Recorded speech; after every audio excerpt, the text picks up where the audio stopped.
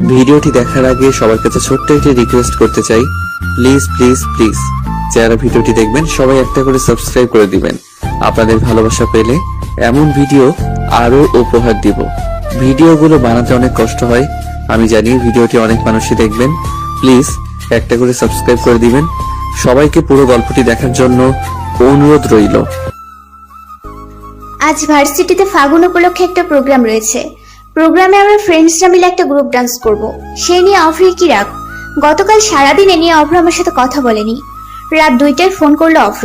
আমি তখন গভীর ঘুমে তলিয়ে প্রায়, চোখ বন্ধ রাখা অবস্থাতেই অন্ধকারে ফোনটা রিসিভ করলাম। হ্যালো। অভ্র কিচ্ছু বলল না। আমি ওর নিঃশ্বাসের শব্দ শুনতে পেলাম। কোনো সাড়া না পেয়ে চোখ মেলে একবার স্ক্রিনে তাকালাম। সেখানে অভ্রের নাম দেখতে পেয়ে আমার মেজাজটাই খারাপ হয়ে গিয়েছিল। ইচ্ছে করছিল ওকে ফোন থেকে বের করে হারপিক খাইয়ে দিই। কোন রকমের নিজের রাগ সংবরণ করলাম আমি। প্রায় 10 মিনিট অতিক্রম হতে চলল। অভ্র এবারও কিছুই বলল না। এবার আমি কিছুতেই রাগ নিয়ন্ত্রণ করতে পারছিলাম না। অনেকক্ষণ চোখ মুখ খিচে বসে রইলাম। রাগের চোটে আমার ঘুমে চলে গেল এই মুহূর্তে। অভ্রের কণ্ঠ ভেসে এলো এবার। ওর কথা বলার ভঙ্গিতে বুঝতে পারলাম ওর রাগ এই মুহূর্তে 10টা হক মঞ্জিল জ্বালিয়ে দিতে সক্ষম। অভ্র শান্ত অথচ কঠিন স্বরে জিজ্ঞেস করলো, ব্লক করেছিস? কোন সাহসে তুই আমাকে? আমি কিছুই বুঝতে পারছিলাম না। ব্লক করলেও আমাকে ফোন করলো কিভাবে? তখনই মনে পড়লো গতকাল নাচের প্র্যাকটিস শেষে সবাই মিলে একটা গ্রুপ ছবি তুলেছিলাম। ছবিতে নাদিমও ছিল। সেটাই ওর কাছ থেকে লুকিয়ে আপলোড করার জন্য ব্লক করেছিলাম। অবশ্য আনফ্রেন্ড না করে সোজা ব্লক করে দেওয়ার কারণ শুধুই যে রেগে থাকা তা না। অভ্রের আমার প্রতি অতিরিক্ত পজিটিভ আচরণ আমার একটুও পছন্দ না। আরে ভাই, বেস্ট ফ্রেন্ড আছি সেটাই থাক না, খামোখা বাপ হতে চাস কিসের জন্য? আমি গলার স্বর গম্ভীর করে বললাম, রেগেছিলাম। অভ্র মেজাজ শান্ত করার চেষ্টা করে বলল, নাদিমের সাথে মিশতে বারণ করেছিলাম না তোকে? কেন ছবি তুলেছিস ওর সাথে? আর তোর পাশেই কেন দাঁড়াতে হলো? মেঘা আর রুম্পাও তো ছিল, ওদের সাথে কেন দাঁড়ালো না? আমি এতক্ষণে মহারাজের এত রাগ থাকার কারণ বুঝতে পারলাম। আমার মাথায় দুষ্ট বুদ্ধি চাপলো। ওকে আরেকটু রাগিয়ে দেওয়ার জন্য বললাম, হ্যাঁ তুলেছি, তাতে কি হয়েছে? নাদিম কি তোর মতো হিংসুটে? এত কিউট সুইট ভদ্র হ্যান্ডসাম ছেলেটাকে নিয়ে তুই এত হিংসা করিস কেন অভ্র? আমার কিন্তু খারাপ লাগে না ওকে। দেখিস না সব সময় কেমন কেয়ার করে আমার। মিতু, তুমি কিন্তু ফাস্টফুড তো খেও না, এগুলোতে জীবাণু আছে। মিতু, আস্তে হাঁটো, পড়ে যাবা। How sweet. অভ্র কিছু বলো না। কিছুক্ষণ চুপ থেকে দুম করে ফোনটা কেটে দিল। সাথে সাথে ওর নাম্বার থেকে 10 সেকেন্ডের মধ্যে টেক্সট এলো, খবরদার আমার সাথে তুই আর কথা বলবি না মিতু। ও যে ভয়ঙ্কর রেগে আছে তা বুঝতে আমার আর কষ্ট করতে হলো না। ও, আপনাদের তো বলাই হয়নি, আমি মিতুয়া হক। আর এতক্ষণ ধরে যাকে নিয়ে বলছিলাম ও অভ্র, আমার বেস্ট ফ্রেন্ড। অভ্রের সাথে আমার প্রথম যখন পরিচয় হয় তখন আমার বয়স 7 বছর আর অভ্রের বয়স 10 বছর। আমরা একই এলাকাতে পাশাপাশি বিল্ডিং এ থাকতাম। আমি ওকে প্রথম দেখেছিলাম নীলা আপুর বিয়েতে। নীলা আপু আমাদের দুজনেরই প্রতিবেশী ছিল। অভ্র খয়েরি রঙের একটা শার্ট পরেছিল সেদিন, সাথে সাদা ফুল প্যান্ট। ওর হাতে রিমোট কন্ট্রোল গাড়িটা দেখে আমার যে কি লোভ হয়েছিল। কোনো কিছু না চিন্তা করে ওর হাত থেকে ছো মেরে ছিনিয়ে নিয়েছিলাম গাড়িটা। কিন্তু অভ্র আমায় কিচ্ছু বলল না, এমনকি একটু রাগলেও না। আম্মু আমাকে বোঝানোর চেষ্টা করছে মেয়েরা এইসব নিয়ে খেলে না, এটা ছেলেদের খেলনা। কিন্তু আমি কিছুতেই গাড়িটা দেবো না বলেই জেদ করেছিলাম। আমার কান্নাকাটি দেখে আন্টিও আমাকে কোলে নিয়ে আদর করতে করতে আম্মুকে বললেন, থাক ভাবি, এটা নিয়ে মিতু খেলুক, অভ্র মোটেও মন খারাপ করবে না। অভ্র আসলেই সেদিন একটুও মন খারাপ করেনি। পিট চোখে আমার দিকে চেয়েছিল। আমি অবাক হয়ে চেয়েছিলাম ওর দিকে। ছেলেটাকে আমার বড্ড অন্যরকম লেগেছিল সেদিন। অথচ আম্মু যখন আমার চেয়ে ভাইয়াকে একটু বেশি আদর করতেন, আমি সারাদিন মুখ ফুলিয়ে বসে থাকতাম। রাতে আব্বু এলে আব্বুকে অভিনয় করে বিচার দিতাম। কিন্তু এই ছেলেকে দেখো, ওর এত সুন্দর নতুন খেলনা গাড়িটা নিয়ে নিলাম, আবার ওরই মায়ের কোলে বসে আদর খাচ্ছি। অথচ তার মধ্যে এসব নিয়ে কোনো আক্ষেপ নেই, যেন সে মজা পাচ্ছে আমাকে খেলনাটা দিতে পেরে। আমার খুব হাসি পায় এগুলো মনে পড়লে। অথচ আমার সেদিনের অতি দয়ালু বন্ধুর এখন এই হিংসের মাত্রা দেখো। হিংসে নিয়ে কোনো নোভেল যদি দেয়া হতো তাহলে আমাদের অভ্রয় দেশের দুর্নাম একা বয়ে আনতে সক্ষম হতো। এই মিতু, কি রে, আজ বা ক্যাম্পাসে কি প্রোগ্রাম আছে বললি? পরে পরে ঘুমালে ভার্সিটি যাবে কখন? আম্মুর ডাকে আমি ঝড়ের গতিতে ঘুম থেকে উঠে বসলাম। উঠেই দেয়াল ঘড়িতে চোখ বুলালাম। ও মাই গড, ইটস টু লেট। আমাকে 10টার আগে ক্যাম্পাসে পৌঁছাতে হবে। অলমোস্ট 9টা বাজতে চললো। আমি তাড়াহুড়ো করে কোনো মতে একটা বসন্তী রঙের শাড়ি গায়ে জড়িয়ে নিলাম। কোনো রকমে তাড়াহুড়ো করে চুলগুলো আছড়ে খোপা করে নিলাম। কসমেটিক গুলো একটা ব্যাগে নিয়ে নিলাম। ক্যাম্পাসে গিয়ে সাজবো না হয়। ডাইনিং রুমে যেতেই অভ্রকে চোখে পড়লো। টেবিলে বসে কেমন নির্বিকার ভঙ্গিতে নাস্তা করছে অভ্র। ওর ভাব দেখে মনে হলো ও এই হক মঞ্জিলের একমাত্র জামাই।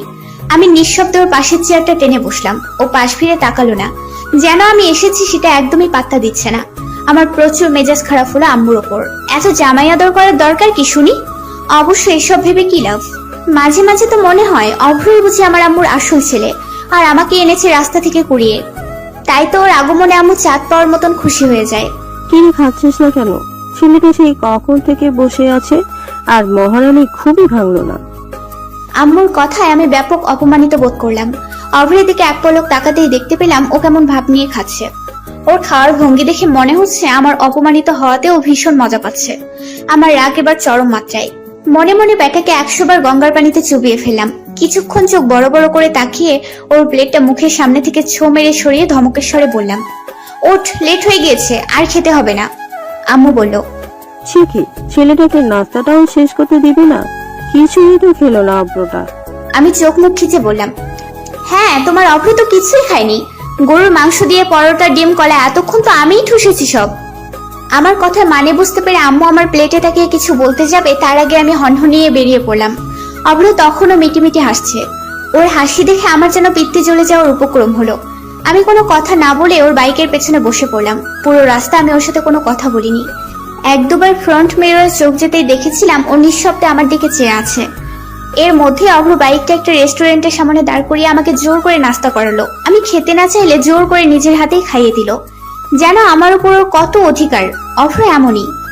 20 মিনিটের মধ্যে আমরা ক্যাম্পাসে গেটের কাছে পৌঁছালাম। আমি ওর সাথে এবারও কোনো কথা বললাম না। বাইক থেকে নামতেই অভ্র পেছন থেকে আমার হাত টেনে ধরলো। তীক্ষ্ণ দৃষ্টিতে আমাকে একবার আগাগোড়া অবলোকন করে নিল, তারপর গম্ভীর মুখে বলল, শাড়িটা ব্লাউজের আরো একটু উপরে পড়তে পারিস না? 2 মিনিট সময় দিলাম, এর মধ্যে শাড়ি ঠিক কর। আমি পিঠে হাত দিতেই বুঝতে পারলাম পিঠের একাংশ খালি হয়ে আছে, তবে সেটা খুবই সামান্য। এই সামান্য ত্রুটিও অভ্রের চোখে রাতে সক্ষম হয়নি। আমি হাত দিয়ে শাড়িটা ঠিক করে নিলাম। তারপর চলে যাওয়ার জন্য পা বাড়াতেই অভ্র পুনরায় আমার আঁচল টেনে ধরলো। আমার ভীষণ অস্বস্তি হচ্ছিল। অভ্র সেসব তোয়াক্কাই করলো না। ছোট্ট একটা ব্যাগ থেকে 2 মুঠো লাল কাঁচি চুড়ি বের করলো। কিছুক্ষণ আমার মুখের দিকে তাকিয়ে মৃদু হেসে আমাকে কিছু বলার সুযোগ না দিয়েই চুপচাপ চুড়িগুলো আমার হাতে পরিয়ে দিল। তারপর আমার শাড়ির আঁচল টেনে মুখের ঘাম মুছতে মুছতে বলল, এটারই কমতি ছিল। বাসন্তী শাড়ির সাথে লাল চুড়িতেই তোকে মানাবে ইমাজিন করে দেখলাম, তাই এইটাই নিয়ে নিলাম। আর শোন, ফোন করবি যাওয়ার সময় আমাকে না দেখতে পেলে। আমি সিফাতদের সাথেই আছি।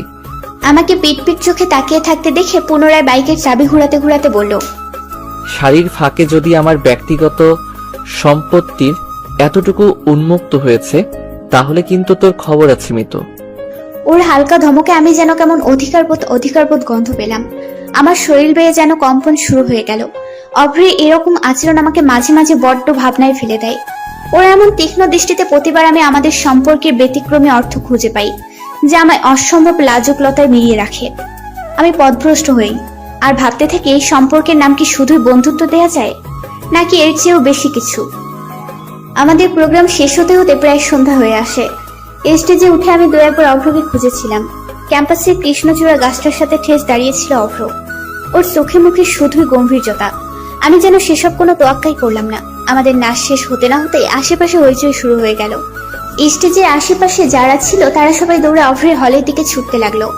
আমরাও কিছু না বুঝে দৌড়াতে লাগলাম।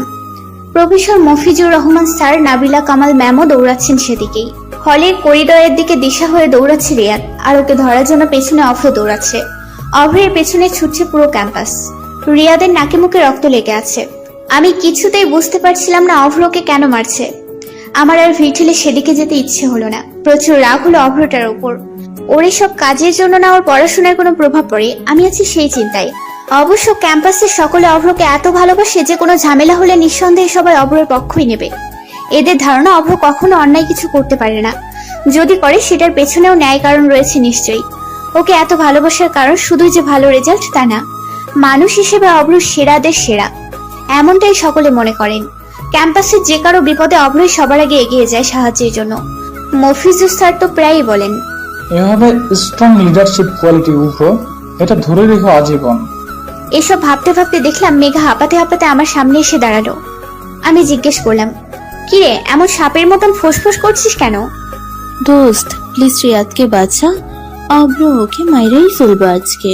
আমি হতম্বিত হওয়ার স্বরে জিজ্ঞেস করলাম, মানে অভ্র এখনো মারছে? কিন্তু কারণটা কি, জানিস কিছু? আরে ভাই, আমরা স্টেজে যখন নাচতেছিলাম রিয়াদ নাকি জুম করে তোর ভিডিও নিছে। ভিডিওটা নর্মাল হলেও অভ্র অত রাখতো না, কিন্তু ও স্পেসিফিক্যালি তোকেই জুম করছে। আর এমন এমন অ্যাঙ্গেলে ভিডিওটা করছে কি বলবো তোকে। ভিডিওটা করার সময় আশেপাশের কয়েকজন দেখছে, ওরাই অভ্রকে জানাইছে। মেঘার কথা শুনে আমি যেন আকাশ থেকে পড়লাম। রিয়াদ বেয়াদবটার জন্য আমার ঘৃণা যেন শতগুণ বেড়ে গেল। এই মুহূর্তে ওকে খুন করে ফেলতে ইচ্ছে হলো আমার। দোস্ত প্লিজ ওকে বাঁচা, ওর আব্বা কিন্তু এলাকার কমিশনার। কিছু একটা দুর্ঘটনা হইয়া গেলে বিপদ কিন্তু অভ্রই পড়বো। মেঘার কথায় আমি যেন সম্বিত খুঁজে পেলাম। ঠিকই তো, আমার কারণে কেন অভ্র সাফার করবে? তাছাড়া ভুলটা তো আমারই। আর কোনো কিছু চিন্তা না করে দৌড় লাগালাম। অভ্র এখনো বেধড়ক ভাবে পেটাচ্ছে ওকে। আশেপাশের কেউ ওকে আটকে রাখতে পারছে না। ভিড় ঠেলে আমি ওর সামনে গিয়ে দাঁড়ালাম। অভ্র আমাকেও গ্রাহ্য করলো না, গরম চোখে শুধালো। সর সামনে থেকে। আমি সরলাম না। ওর হাত থেকে লাঠিটা নিয়ে ওকে দুই হাত দিয়ে জাপটে ধরে ঝরঝর করে কাঁদতে কাঁদতে বললাম, আর মারিস না অভ্র, প্লিজ বাসায় চল। অভ্র কিছুই বলল না। হাতের লাঠিটা একপাশে ফেলে আমাকে ছাড়িয়ে নিঃশব্দে প্রস্থান নিল। সেদিনের পর থেকে অভ্রের সাথে আমার 4 দিন যাবত কোনো কথা হয়নি। আমি অনেকবার ফোন করেছি, টেক্সট করেছি, ও কোনো কিছুতে রেসপন্স করেনি। এই প্রথম অভ্র আমার সাথে এতদিন কথা না বলে থাকলো। রাতে ছাদে উঠে ওর বারান্দার দিকেও তাকিয়ে থেকেছি প্রতিদিন। আমাকে দেখা মাত্রই অভ্র রুমে চলে যেত। অভ্রের এমন অদ্ভুত রূপ আমি আগে কখনোই দেখিনি। আমার ভীষণ মন খারাপ হয়ে গেল।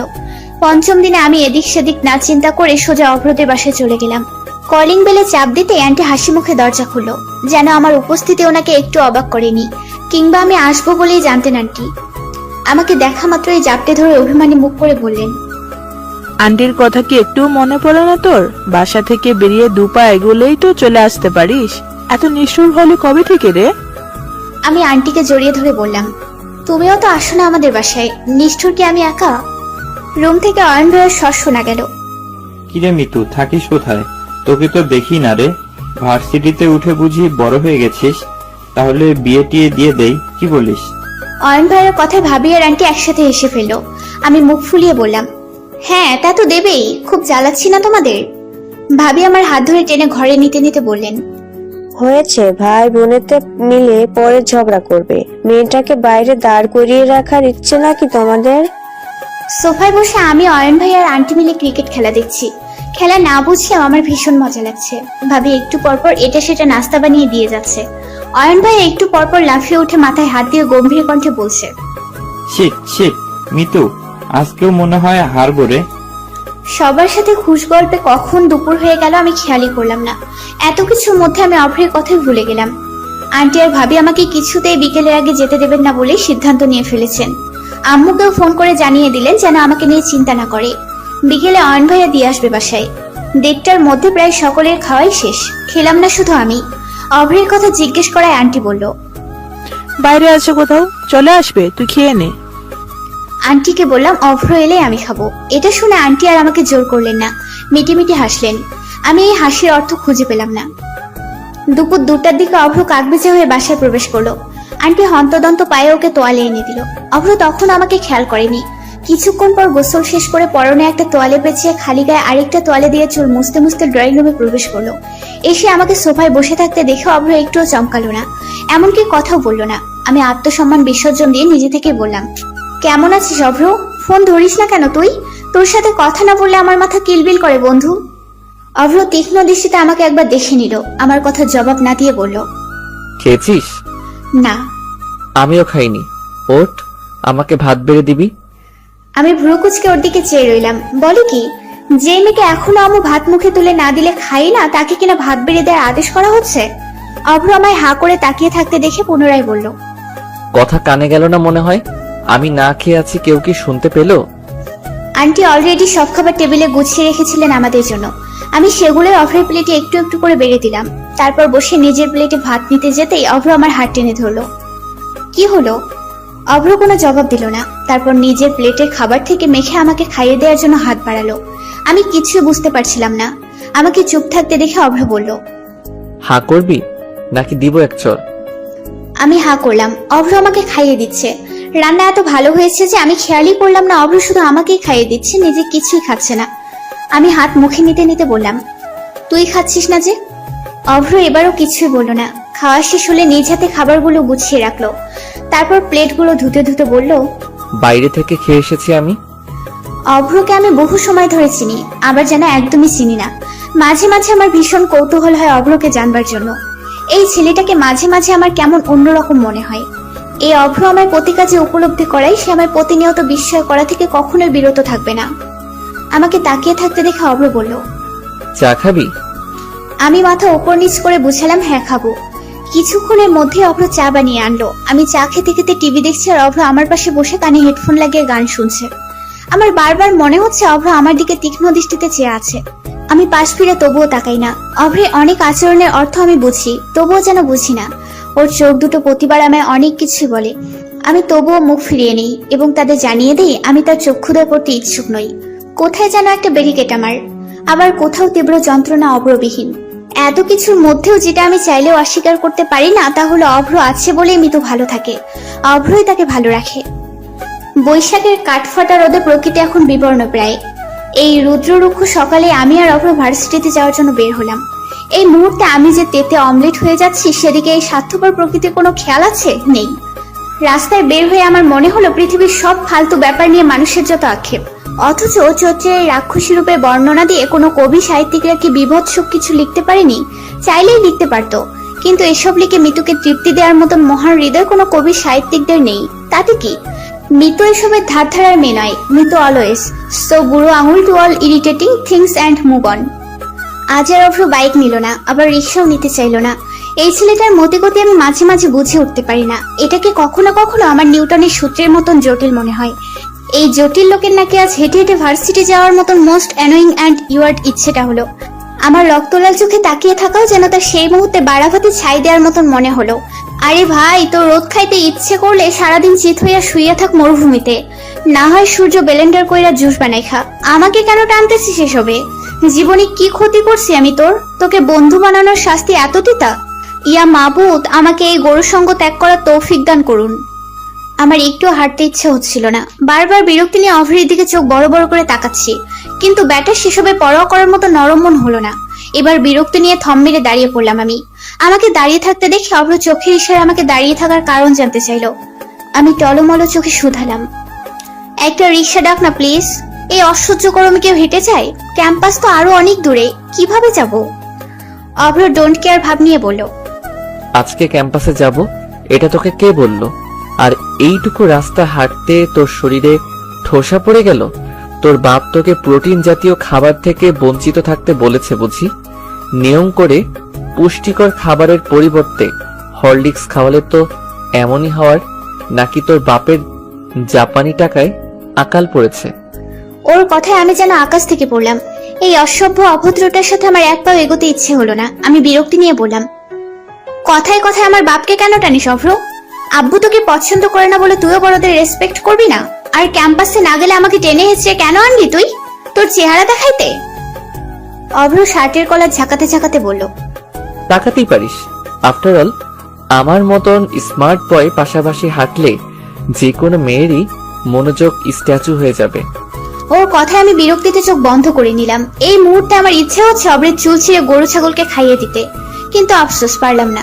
আমাকে এভাবে তাকিয়ে থাকতে দেখে অভ্র বলল, তোর কোনো আইডিয়া আছে তোকে যে পেত্নির মতন লাগছে? চোখ সরা। তোর এই চোখে তাকায় থাকা অবস্থায় একটা ছবি নিলে আমাদের শিক্ষককে পেতনি বলে চালিয়ে দিয়ে ভাত খাওয়ানো যাবে মিতু। নেহাত আমি ভীষণ দয়ালু, তাই তোর এসব ভয়ঙ্কর রূপ রোজ দেখার পরেও হার্ট অ্যাটাক করবি না। তোর জন্য মায়া লাগে তো। ওর কথায় রেগে আমি রণমূর্তি রূপ ধারণ করলাম। আমাকে এক্ষুনি বাসায় দিয়ে আসবি তুই অভ্র। অভ্র শার্টের হাতা ফোল্ড করতে করতে বলল, চুপ থাক একটু, আর হাঁটতে না পারলে কোলে ওঠ আমার। তোকে কোলে নিতে আমার কিন্তু প্রবলেম নাই। Are you ready darling? আমি বিরক্তি নিয়ে বললাম, ইম্পসিবল, গো টু হেল। আমি একাই যেতে পারবো বাসায়। অভ্র আমার হাত টেনে বলল, আরে বাপ, একটু পরে তো বাসে উঠবই, এমন করছিস কেন? একটু ভদ্র মহিলার মতো হাঁটতে পারিস না? বাপের মতো কেমন মির্জাফর হয়ে যাচ্ছিস দিন দিন। আমি ভ্রুকুচকে জিজ্ঞেস করলাম, বাসে উঠছি মানে? কোথায় যাব? সেটা গেলেই জানতে পারবি। রীতিমতো টেনে হেঁচড়ে আমাকে বাসে ওঠালো অভ্র। কিছুক্ষণ বিরক্তি নিয়ে বসে থেকে ক্লান্ত হয়ে কখন অভ্রের কাঁধে মাথা রেখে ঘুমিয়ে পড়েছিলাম খেয়াল করিনি। অভ্র সবার মতো না, ওকে আমি সেই ছোট্টবেলা থেকেই জানি, তাই ওকে যে কোনো পরিস্থিতিতেই চোখ বন্ধ করে বিশ্বাস করতে আমার একবারও ভাবতে হয় না। He is my comfort zone. Abhra মানে মিতুর কিছুই হবে না। এই তো সেদিনের কথা, ক্যাম্পাসে 104 ডিগ্রি জ্বর নিয়ে আমি ঘাড় কাত করে ব্রেঞ্চে বসে আছি। কারোর সাথে কথা বলার শক্তিটুকু আমার নেই। ক্লাস শেষে গেটের বাইরে যেতেই অভ্রকে দাঁড়িয়ে থাকতে দেখতে পেলাম। ওকে দেখা মাত্রই আমার সকল দুর্বলতা বেরিয়ে আসতে চাইলো। আমি মলিন চোখে অভ্রকে দেখে নিলাম। কিছু বলতে যাব তার আগে অভ্র ঝড়ের গতিতে বাইক থেকে নেমে আমায় ধরে ফেললো। আমি আমার সর্বস্ব শক্তি হারিয়ে ফেললাম। তারপর কি হলো আমার মনে নেই। 4 ঘন্টা পর নিজেকে হসপিটালের বেডে শুয়ে থেকে হাতে স্লাইন লাগানো অবস্থায় আবিষ্কার করলাম। আমার জ্ঞান ফিরতে দেখে আম্মু আমাকে জড়িয়ে ধরে হাউমাউ করে কান্না জুড়ে দিয়ে বলেছিল, অভ্রটা না থাকলে যে কি হতো। ছেলেটা 4 ঘন্টা ধরে কেমন উন্মাদের মতো করছে। তোর ঔষধপত্র যা লাগে সব অভ্রই দৌড়াদৌড়ি করে এনেছে। আমি ক্লান্ত চোখে আম্মুর কথা শুনছিলাম। কিছুক্ষণ পর আন্টি আর ভাবি এলেন আমায় দেখতে। অভ্র এলো না।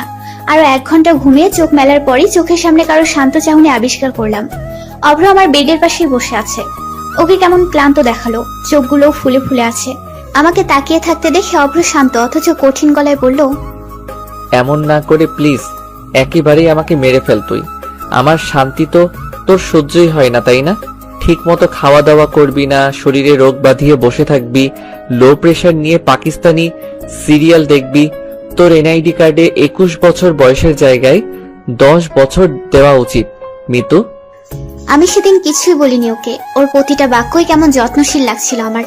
আমাকে শান্ত বাচ্চাটির মতো হাসি মুখে চেয়ে থাকতে দেখে অভ্র বলেছিল, হাসবি না তুই, একদম হাসি বন্ধ। আর কোনোদিন এমন আনডিসিপ্লিন চলাফেরা যদি দেখেছি, আমাকে হার্ট অ্যাটাক দেওয়ার অপরাধে তোর 14 গোষ্ঠীকে জেলের ভাত খাওয়াবো, দেখিস। অভ্র এই কথা শুনে আমি বেশ শব্দ করেই হেসে ফেললাম। ভুলে গেলাম সকল অসুখ সকল ব্যথা। অবশ্য পুরোটা অভ্রই আমার কাছে একটা কমফোর্ট জোনের প্যাকেট। পৃথিবীতে বাবা আর ভাইয়ের পরে একটা ছেলেই আমার সবসময় নিরাপদ অনুভব করায়, যার কারণে অভ্রকে শুরু থেকে বেস্ট ফ্রেন্ডের প্রমোশন করিয়ে দিয়েছিলাম। অভ্র নিচু হয়ে বসলো, যেন আমার মাথাটা ওর কাজ ছুতে কষ্ট করতে না হয়। আমার ঠোঁটে প্রশান্তি হাসি। ঢাকা থেকে বাসে করে আমরা কুমিল্লার দাউদকান্দি উপজেলায় এসে পৌঁছালাম। বাসের পুরোটা সময় অভ্র কাকে যেন বারবার ফোন করে জানাচ্ছে আমরা কখন কোথায় আছি। আমি ভ্রুকুচকে ওর দিকে জিজ্ঞাসা সূচক দৃষ্টিতে তাকাতেই প্রতিবার জবাব দিয়েছে, তোকে কিডন্যাপ করার প্ল্যান করতেছি দোস্ত। Are you prepare to accept me as your কিডন্যাপারার? প্রতিবার আমি বিরক্তি নিয়ে আবার ঘুমিয়ে পড়েছি। আমরা দাউদকান্দি ফ্লাইওভারের নিচে দাঁড়িয়ে। আমি কিছুই বুঝতে পারছি না। আমি যেন এবার ভীষণ উদ্বেগ হয়ে পড়লাম ভেতরে ভেতরে। বারবার মনে হচ্ছিল আমার অভ্রের সাথে এত দূর আসাটা ঠিক হয়েছে কিনা। তার উপর আব্বু আম্মুকেও জানানো হয়নি। আমার ভয় হচ্ছে শুধু আব্বুকে নিয়ে। এসব ভাবতে ভাবতেই দেখলাম অল্প বয়সী 2জন ছেলে দূর থেকে অভ্রকে দেখে দৌড়ে এসে জড়িয়ে ধরলো। আমি ভ্যাবাচাকা খাওয়ার নাই তাকিয়ে রইলাম কিছুক্ষণ ওদের দিকে। ওদের কুশল বিনিময় চলল বেশ অনেকক্ষণ যাবত। তারপর কালো শার্ট পরা ছেলেটি আমাকে হাসি খুশি মুখ করে জিজ্ঞেস করলো, কেমন আছো মিতু আপু? আমি বিস্ময় নিয়ে জিজ্ঞেস করলাম, তুমি আমাকে চেনো? ছেলেটি হেসে জবাব দিল, হ্যাঁ, উগ্র ভাইয়া, ফুপি, অয়ন ভাইয়া, ওরা সবাই তো তোমার কথা বলে। তোমার ছবিও কতবার দেখিয়েছে ফুপি আমাদের। আন্টিকে বারবার ফুপি বলাতে আমার বুঝতে অসুবিধা হলো না অভ্র আমাকে ওর নানা বাড়ি নিয়ে এসেছে। আমি বুঝতে পারছি না অভ্র হঠাৎ এখানে কেন নিয়ে এলো আমায়। আবার মনে মনে ভাবতে লাগলাম হয়তো কোনো কাজে এসেছে, আর কোনো সঙ্গ না পেয়ে আমাকেই টেনে হিঁচড়ে নিয়ে এসেছে। কিন্তু আন্টি ওদের আমার ছবি দেখিয়েছে, ব্যাপারটা কেমন রহস্যজনক মনে হলো আমার। আমি কৌতূহল নিয়ে অভ্রকে জিজ্ঞেস করলাম, অভ্র এখানে কেন আসলাম আমরা? বিকেলে আগে যেতে পারবো তো? আমি কিন্তু বাসাতে এসব ইনফর্ম করি নাই, তুই ভালো করেই জানিস সেটা। অভ্র আমার সামনে উঠতে থাকা চুলগুলো কানের কাছে গুজে দিয়ে বলল, আপনার সেসব নিয়ে ভাবতে হবে না ম্যাডাম। তাছাড়া আপনি এখানে আছেন সেটা আন্টি অলরেডি জানে। আমি আটকে উঠে জিজ্ঞেস করলাম, জানে মানে? এই অভ্র তুই বলে দিস আম্মুকে? হায় হায়, এখন কি হবে? আব্বু জানতে পারলে আমি শেষ রে। আর আম্মু জানলে তুই আমাকে কেন জানালি না আগে? অভ্র বিরক্তি নিয়ে বলল, জানালে মনে হয় তুই ঢ্যাং ঢেঙিয়ে চলে আসতি। বেশি কথা বলিস তুই, চুপচাপ হাট। আর আমি বলিনি কিছুই। আম্মুই গতকাল আন্টিকে বলেছে যাতে তোকে দীপার বিয়েতে যেতে দেয় আমার সাথে। আম্মুরা গতকালই এসে পড়েছে। আমরা বিপা মানে তোর মামাতো বোনের বিয়েতে এসেছি অভ্র? এই গাধা, আগে বলতে পারিসনি এটা? আগে বললে আমি ভালো কিছু পরে আসতে পারতাম। শিট, একটু দেখ তো আমাকে ঠিকঠাক লাগছে কিনা। অভ্র তীক্ষ্ণ দৃষ্টিতে আমাকে একবার আগাগোড়া দেখে নিয়ে মুখে রহস্যময় হাসি ঝুলিয়ে চুপচাপ হাঁটতে লাগলো। ওকে চুপ থাকতে দেখে আমি জিজ্ঞেস করলাম, কি রে, কেমন লাগছে বললি না তো? অভ্র আমার দিকে এক পলক তাকিয়ে দুঃখী দুঃখী কণ্ঠে হাত জোর করে বলল, মিতু প্লিজ আমাকে বাঁচতে দে, আর কোনোদিন এত নিখুঁতভাবে তোর দিকে তাকাতে বলবি না। আমি যথেষ্ট ধৈর্যশীল মানুষ, তুই কিন্তু আমার মতো নিষ্পাপ পুরুষের ধৈর্য পরীক্ষা করছিস। আমি বিস্ময় নিয়ে ভেবাচেকা খাওয়ার নেয় মাথা চুলকাতে চুলকাতে প্রশ্নসূচক দৃষ্টিতে ভ্রুকুচকে তাকিয়ে রইলাম ওর দিকে। ওর কথায় আগামাতে কিছু বুঝতে পারছিলাম না আমি। আমাকে কেমন লাগছে সেটা বলতে হলে ওকে ধৈর্য ধরতে হবে? অদ্ভুত তো। হাঁটতে হাঁটতে আমরা চলে এলাম গন্তব্যে। অভ্রদের নানু বাড়িটা কিছুটা পুরোনো দিনের বাড়িগুলোর মতো। ওর মা বাবা সবাই একই ছাদের নিচে থাকেন, অর্থাৎ জয়েন্ট ফ্যামিলি। বাড়িতে ঢুকতে বাচ্চাদের ছোটাছুটি, চিৎকার চেঁচামেচি শুনতে পাওয়া গেল। আমাকে দেখতে পেয়ে মামুনিরা এমন ভাবে জড়িয়ে ধরলেন যেন আমাকে তারা আগে থেকেই জানেন, চেনেন। আমি অফ্রের নানা বাড়ির মানুষ বলতে বিপাদে দেখেছিলাম একবার অফ্রের বাসায়। তাছাড়া বাকি সকলের গল্প আন্টির থেকে শোনা, কখনো সামনে থেকে দেখার সৌভাগ্য হয়নি। সকলের হইচই শুনতে পেয়ে আন্টি আর ভাবি দোতলা থেকে দৌড়ে নামলেন। ভাবি এসে আমাকে জড়িয়ে ধরে ফিসফিস করে বলতে লাগলেন, অভ্র কিন্তু আসতে চায়নি। যে বললাম মিতুকে নিয়ে এসো, ওদের বাসায় গতকাল বলে দিয়েছি, অমনি হনহনিয়ে চলে এলো। ভাবো একবার কত হিপোক্রিয়েট দেবর আমার। ভাবির কথা শুনে আমি আর হাসি দমিয়ে রাখতে পারলাম না, বেশ শব্দ করেই হেসে ফেললাম। অচেনা পরিবারের কথা মাথায় এলো না আমার হাসির শব্দে আশেপাশে সকলের দৃষ্টি এখন আমার দিকে। কেবল প্রশ্নসূচক দৃষ্টিতে তাকিয়ে আছে সবাই। আমি একটু ইতস্তত বোধ করলাম। এরপর কারো দিকে নজর যেতেই দেখতে পেলাম কেবল একজন পুরুষের দৃষ্টি শান্ত। আশেপাশের কাউকে পরোয়া করলো না সে বেপরোয়া পুরুষ। কেমন বিস্ময় নিয়ে তাকিয়ে রইল অভ্র, যেন এর চেয়ে সুন্দর হাসি সে আজন্ম দেখেনি। চারদিকে এত হইচই দেখে কেমন উৎসব মুখর মনে হচ্ছে সবকিছুই। এই কয়েক ঘন্টায় সবাই আমাকে এত আপন করে নিল যে আমার মনে হচ্ছে না আমি এদের রক্তের কেউ নই। অভ্রের সব কাজিরাই আমাকে সঙ্গ দিচ্ছে। তার মধ্যে একজন আছে যাকে আমার ভীষণ ভালো লাগলো। মেয়েটার নাম স্মৃতি। বাকি সবার চেয়ে ওকে আমার বেশ মিষ্টি লেগেছে। মেয়েটা অত্যন্ত মিশুক ধরনের। এইটা নাও। আমার হাতে একটা প্যাকেট ধরিয়ে দিয়ে স্মৃতি পুনরায় নিজের কাজে চলে গেল। এমনকি প্রশ্ন করার সময়টুকুও দিল না। আমি খুলবো না ভেবেও কৌতূহল নিয়ে প্যাকেটটা খুলে ফেললাম। একটা সাদা গোলাপ আর একটা সবুজ রঙের শাড়ি। আমি বিস্ময় নিয়ে কিছুক্ষণ তাকিয়ে শাড়ির ভাঁজ খুলতে একটা চিরকুট বেরিয়ে এলো, যাতে খুব যত্ন করে লেখা, শুভ্র ফুলের খোপায় যেন শুভ্র ফুলই দেখতে পাই। আমার ফুলের জন্য শাড়ির চেয়ে শ্রেষ্ঠ উপহার অন্যটি পেলাম না। আমার খুব ইচ্ছে হয় জানিস, তোকে আজীবন শাড়িতে দেখা। গিন্নিদের মতো শাড়ি পরে আমাকে শাসন করবি, ভাত বেড়ে খাওয়াবি, আমার বাচ্চাদের খেয়াল রাখবি। আরো কত শত ভাবনা আমার। সেসব ভাবনা আপাতত দমিয়ে রাখলাম। শোন, পাশে আরেকটা প্যাকেটে পেটিকোট আর ব্লাউজ আছে। এই মুহূর্তে রেডিমেডটাই ম্যানেজ করতে পেরেছি, ফটাফট পরে ফেল। আমি বারান্দায় দাঁড়িয়ে চিরকুটটা পরে থম মেরে বসে পড়লাম। আমি খুব লজ্জা লাগছিল আমার। এটা যে অভ্রই পাঠিয়েছে তা জেনেও বিশ্বাস করতে চাচ্ছি না। আমার কেন জানি না একটুও রাগ হলো না অভ্রের ওপর। ওর সামনে গিয়ে জিজ্ঞেস করতে ইচ্ছে হচ্ছে না কেন লিখেছে সেগুলো, কোন অধিকার নিয়ে। আমি শাড়ি পরেছি বেশ অনেকক্ষণ হয়, কিন্তু আমার কেন জানি না বাইরে যেতে সাহস হচ্ছে না। শরীরের শীতল কাঁপুনি নিয়ে বসে রইলাম রুমেই। এই অভ্রকে আমার জানা নেই। এ যে এক অন্যরকম পুরুষ। তার তীক্ষ্ণ দৃষ্টিতে তাকিয়ে থাকা আবেগময় চিরকুট আমায় যেন খুব বিশাল কিছু ইঙ্গিত দিচ্ছে। এসব ভাবতে ভাবতে হঠাৎ দরজায় ছিটকানি লাগানোর আওয়াজ কানে এলো আমার। আমি ঝটপট পেছনে তাকালাম। অভ্র। ওকে দেখে আমার তাৎক্ষণিক কি যেন হলো। আমার মুখে কোনো শব্দ নেই। লজ্জায় ভয়ে আমি মিয়ে গেলাম। নিঃশব্দ পায়ে আমার সামনে এসে দুই হাত বেঁধে কেমন নির্বিকার ভঙ্গিতে দাঁড়ালো অভ্র। আমি চোখ তুলে তাকাতে পারলাম না। অভ্র স্বাভাবিক কণ্ঠে বলল, আমাকে এতক্ষণ দাঁড় করিয়ে রাখার জন্য তোকে কি শাস্তি দেওয়া যায় বলতো? আমি আমতা আমতা করে বললাম, অভ্র প্লিজ, আমার কেমন যেন লাগছে, তুই চলে যা। কেউ এসে পড়লে ব্যাপারটা খারাপ দেখাবে। তখনই আন্টির কণ্ঠ ভেসে এলো, কি রে মিতু, রেডি হচ্ছিস নাকি? দরজা বন্ধ কেন? আমি ভয়ে জবুঠুবু হয়ে ঢোক গিলে অফ্রির দিকে তাকালাম। আমার অবস্থা দেখে অব্র ঠোঁট টিপে হাসছে। ভীষণ রাগ হলো ওর ওপর। আমি কাঁপা কাঁপা গলায় জবাব দিলাম, আর 10 মিনিট দাও আন্টি, আমি অলমোস্ট রেডি হয়ে গিয়েছি। আন্টি চলে গেল, সাথে রেখে গেল তারই গর্ভে ধারণ করা আতঙ্কটাকে। আমি চোখ বড় বড় করে অফ্রির দিকে তাকালাম। কড়া গলায় কিছু বলতে যাব তখনই ওর শীতল হাতের স্পর্শ আমার ঘাড়ে লাগলো। অভ্র পেছন থেকে আমার গলাটা ধরে একদম ওর মুখের সামনে নিয়ে এলো। আমি চোখ বন্ধ করে ফেললাম। আমাকে কিছু বলার সুযোগ না দিয়ে ওর ঠোঁটের স্পর্শ বসিয়ে দিল আমার গালে। তারপর কানের কাছে ফিসফিস করে বলতে লাগলো, তুই নিকোটিন কিংবা অভ্যাস নস, তুই আমার মায়াবতী মিতু। পৃথিবীর সকল আসক্তি আমায় কাবু করে রাখলেও সেখান থেকে একমাত্র আমাকে ফিরিয়ে আনতে সক্ষম তোর স্নিগ্ধ মুখ, তোর কাজল রাঙা চোখ, তোর চিবুকের তিল।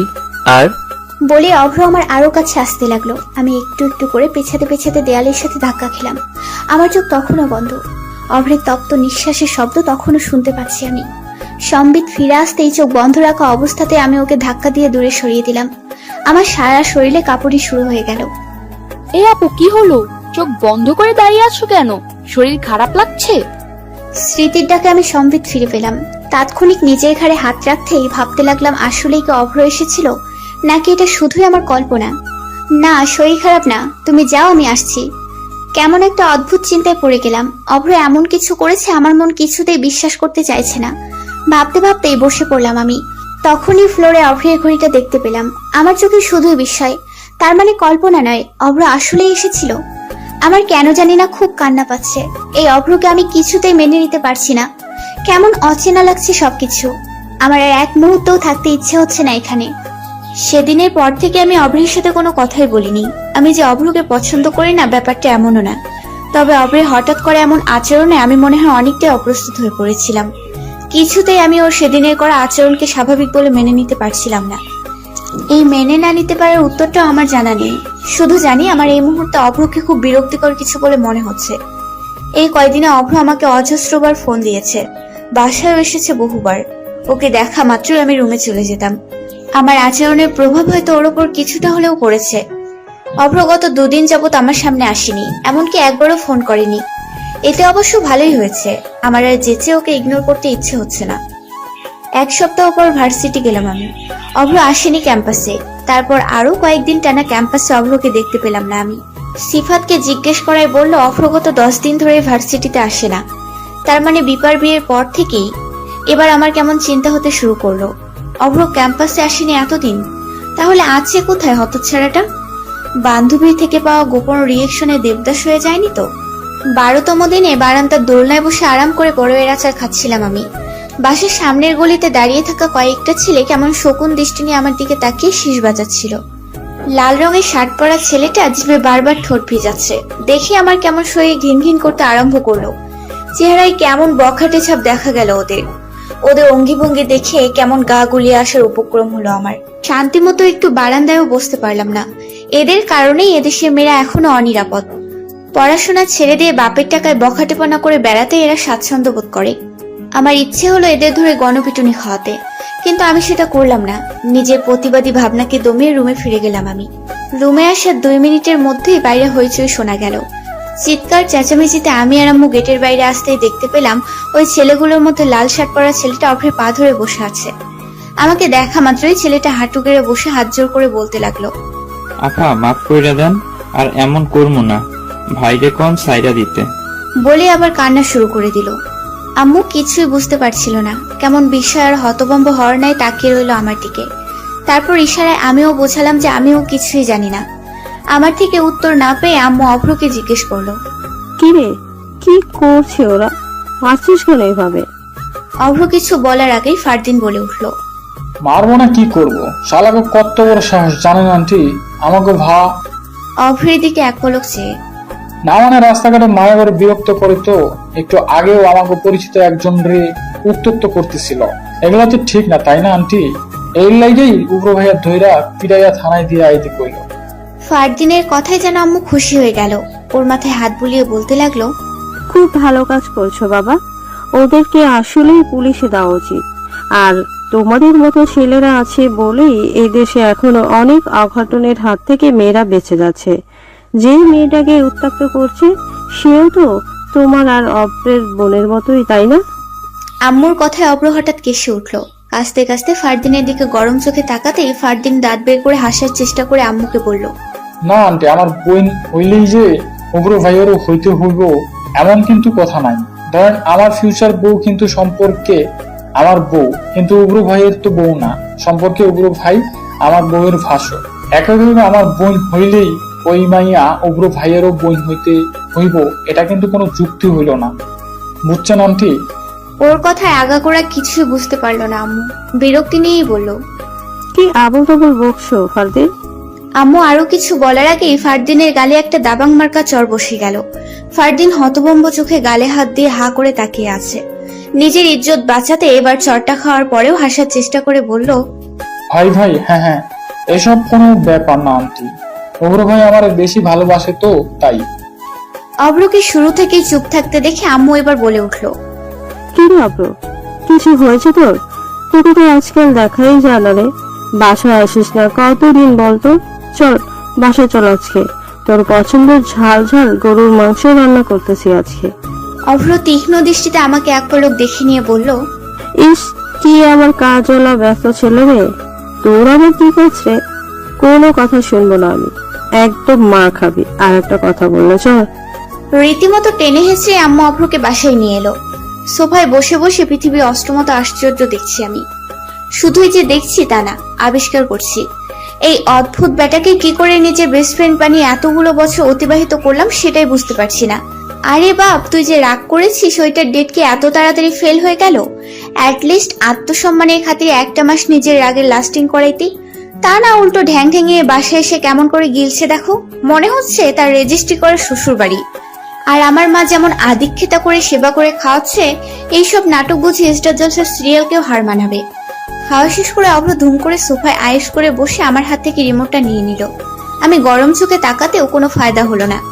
আমাকে কোনো প্রকার তোয়াক্কা না করে সে কেমন নির্বিকার ভঙ্গিতে ক্রিকেট দেখছে। তুই টিভি দেখছিস? আচ্ছা শোন, আমি একটু বাজারের দিকে যাচ্ছি, টুকিটাকি মশলা কিনতে হবে। আম্মুর কথায় অভ্র লাফিয়ে উঠে বলল, কি কি আনতে হবে আমাকে বলো, আমি এনে দিচ্ছি। তুই যাবি? কখনো করিসনি তুই বাজার? যেতে হবে না, আমি নিয়ে আসি। বলতেই অভ্র জোর করে বাজার করার ব্যাগটা আম্মুর কাছ থেকে নিয়ে নিল। কখনো করি নাই তো কি হয়েছে? এখন না শিখলে পরে তো বউ আমার বিপদে পড়বে। আমি থাকতে আমার বউ না খেয়ে থাকবে? না, তা তো হতে পারে না। অভ্রের বউ মানে অভ্র তাকে মাথায় করে রাখবে। থেমে পুনরায়, কিন্তু সেসব কি আর কেউ বুঝে আন্টি? এত আরাম আয়েশ কারোর সহ্যই হয় না। তাই বিনা দোষে কেউ যে অভ্রকে ডজন খানেক বছর ধরে শুধু দূরত্বই দিয়ে যাচ্ছে, সেটা কারো চোখেই পড়ছে না। শব্দ করে নিঃশ্বাস ফেলে অভ্রের কথায় আম্মু হো হো করে হেসে ফেলল। কি বলিস? আমার লক্ষ্মী অব্রকেও কেউ দুঃখ দিতে পারে? হ্যাঁ রে, তুই প্রেমে টেমে পড়ছিস না তো? তোর কথাবার্তা কিন্তু ঠিক লাগতেছে না আমার। তবে যাই বলিস, বিয়ে করলে একটা গুণী মেয়েকে করবি, বুঝলি? আমরা দেখে শুনে বিয়ে করাবো। অভ্র আক্ষেপের স্বরে বলল, সেই ভাগ্য কি আর আমার আছে?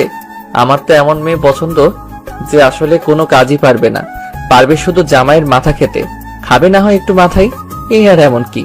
শখের নারীর জন্য না হয় নিজের অতি মূল্যবান মাথাটাই বিসর্জন দিলাম।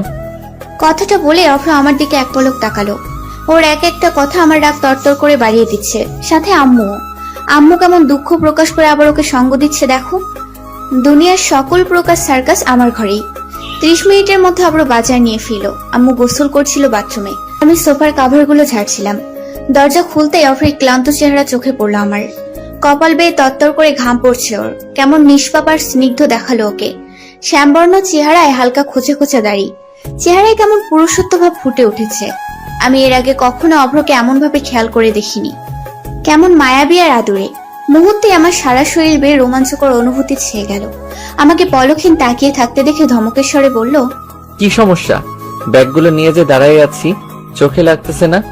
একে তো এই গরমে একটা রিক্সা পাইলাম না, তার উপর বাইরে দাঁড় করে সঙ্গের মতো সামনে দাঁড়ায় আসার সামনে। এত কষ্ট করে আইলাম, কই একটু বাতাস করবি? ওনা দিয়া ঘাম মুইছা দিবি তা না, স্ট্যাচু হইয়া দাঁড়ায় আছে। তোর মন থেকে কি মায়া দয়া নামক শব্দ দুইটা নাই হইয়া গেছে রে? মূর্তির মতো দাঁড়ায় না থাইকা সর সামনে থাইকা। আমি হতভম্ব হয়ে গেলাম ওর কথায়। এইটুকু একটা কারণে এত কথা শোনানোর কোনো দরকার ছিল? গন্ডার একটা। ড্রয়িং রুমের সোফায় বসে অভ্র ক্লান্ত মুখে শার্টের বোতাম খুলতে খুলতে বলল, নিচ থেকে না বললে তো বিষ ছাড়া কিছুই খাওয়াবি না। মাথায় তো গোবর ছাড়া কিছুই নাই। এক গ্লাস শরবত বানাই নিয়ে আয় যা। কত বড় সাহস! আমাকে মিতুয়া হককে অর্ডার করা হচ্ছে? আজকে উপকার না করলে বেটা তোকে সত্যি বিষ খাওয়াইতাম। দাঁড়ায় আসোস কেন? মনে মনে তো ঠিকই 14 গোষ্ঠী তুইলা গালি দিতেছিস। অবশ্য তোর মতন গোবর মাথার গালি কি হইতে পারে আমার জানা আছে। গন্ডারের গন্ডি পার কইরা অন্য কোনো গালি আবিষ্কার করার মতন বুদ্ধি তোর নাই। অভ্র বেশ আয়েশ করেই শরবতটা খেলো, কিন্তু মুখে বলল, খুবই বাজে বানাইছিস। এত বাজে ট্রেনিং তোকে কোন ইউটিউবার দেয়?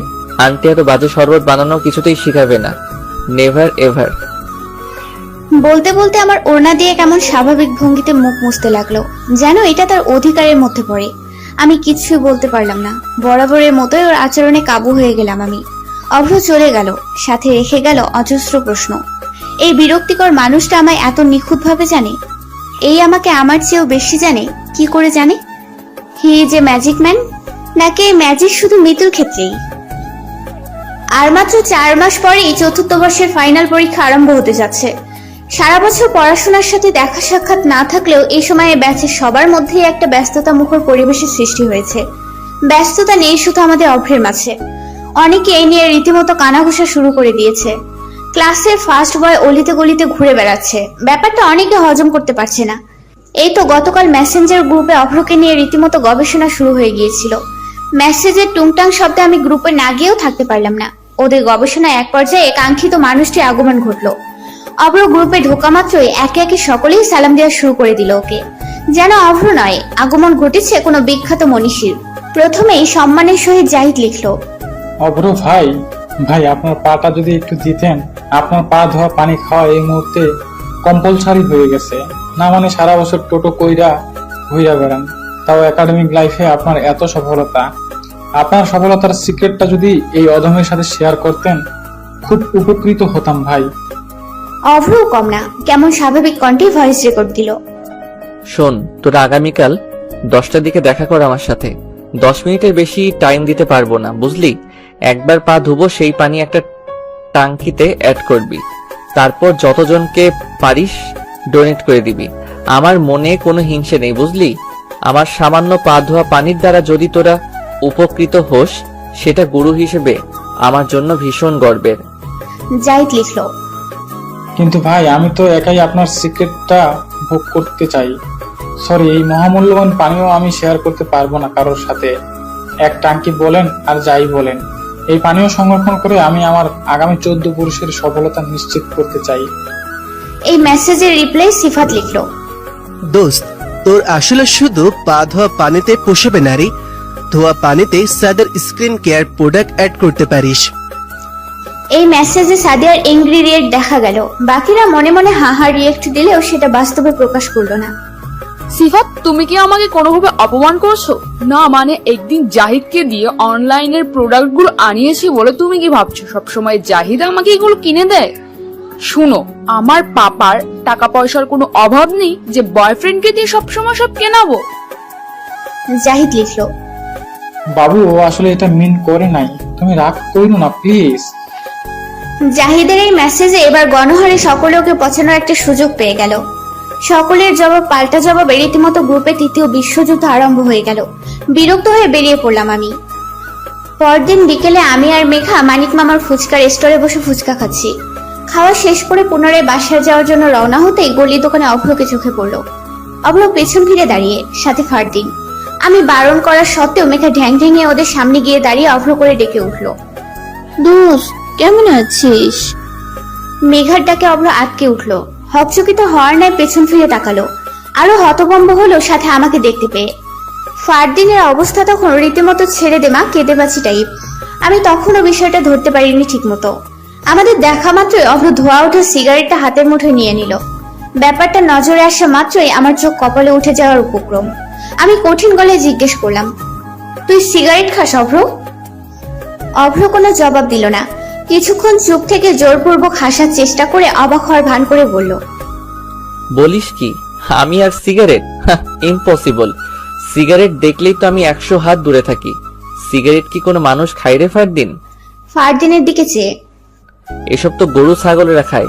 আমার মতন জেন্টেলম্যানকে নিয়ে এই ধারণা কিভাবে পুষে রাখিস তুই? আমার তো ভাবতেই কেমন কষ্ট হচ্ছে রে। ওর নাটকে আমার রাগ দ্বিগুণ প্লাস দ্বিগুণ সমান সমান 4 গুণ হওয়ার উপক্রম। অভ্রের কথায় মেঘা ভীতু চোখে একবার আমার দিকে তাকাচ্ছে, আরেকবার অভ্রের দিকে। ওর সিক্স সেন্স হয়তো এই মুহূর্তে হতে যাওয়া ঘূর্ণিঝড়ের সংকেত জানিয়ে দিয়েছে ইতোমধ্যে। আমি ধমকের স্বরে বললাম, হাত দেখা তোর। অভ্র কিছুক্ষণ চুপ থেকে হঠাৎ অসহায় মুখ করে বলতে লাগলো, এইবারের মতন মাফ করে দে প্লিজ। আমি সত্যি খাই না এসব, বিশ্বাস কর। 2-1 ট্রাই করছিলাম, কিন্তু আজকে থেকে শেষ, আর জীবনেও ধরুম না, কসম। আমি কিছুই বললাম না, চুপচাপ হাঁটতে লাগলাম। অভ্রের সিগারেট খাওয়া না খাওয়াতে আমার কিছুই যায় আসার কথা না, তবুও কেন আমার এত রাগ হচ্ছে ওর ওপর আমি বুঝতে পারলাম না। পেছন থেকে অভ্রের কণ্ঠ এখনো হালকা শুনতে পেলাম, ফারদিন রে, আমি শেষ। তোর ভাবি আমারে মাইরাই ফেলাবো আজকে। রাতে খাওয়া দাওয়া শেষ করে প্রতিদিনের মতোই বারান্দায় এসে 1 কাপ চা নিয়ে বসলাম আমি। অভ্র বিকেলের পর থেকে অজস্রবার ফোন করেছে, কিন্তু আমি একটা ফোনও ধরিনি। এখনো দিচ্ছে। বিরক্ত হয়ে ফোন অফ করে রাখলাম শেষমেশ। পুনরায় রুমে ফিরে যেতে উঠতেই অভ্রকে চোখে পড়লো। গেটের বাইরে কারেন্টের খাম্বার সাথে কেমন দুঃখী দুঃখী মুখ করে দাঁড়িয়ে আছে অভ্র। হাতে একটা বড় কাগজ, যাতে বেশ মোটা অক্ষরে লেখা, সরি মিতু। এটা দেখে আমার মন গড়ল না। তখনও মুখ ফুলিয়ে দাঁড়িয়ে আছি আমি। কিছুক্ষণ পর হাতের কাগজটা ফেলে 2 হাত দিয়ে কান ধরলো অভ্র। ফিস ফিস করে ঠোঁট নাড়িয়ে বারবার আমাকে বোঝালো আমি ক্ষমা না করলেও সারা রাত কান ধরে দাঁড়িয়ে থাকবে। আমিও কম নই। দাঁড় করিয়ে রাখলাম কান ধরিয়ে প্রায় 20 মিনিট। মশার কামড়ে বেচারার নাজেহাল অবস্থা প্রায়। 30 মিনিট পর আমার রাগ পাহাড় থেকে অবতলে নামলো। ফোন করলাম ওকে। আর কখনো দেখবো এসব? অভ্র অসহায় মুখ করে বলল, জীবনেও না, বিশ্বাস কর, এটাই শেষ। তুই যা বলবি তাই শুনবো, তুই বললে তাই, না বললে নাই। এই মুহূর্তে আমার পুরোপুরি না কমলেও 80% কমতে শুরু করেছে। কিছুক্ষণ চুপ থেকে অপলক দৃষ্টিতে তাকিয়ে রইলাম ওর দিকে। তারপর মৃদু হেসে বললাম, বাসায় যা, অনেক পাগলামি হয়েছে। হুম, যাবো না। যাবি না মানে?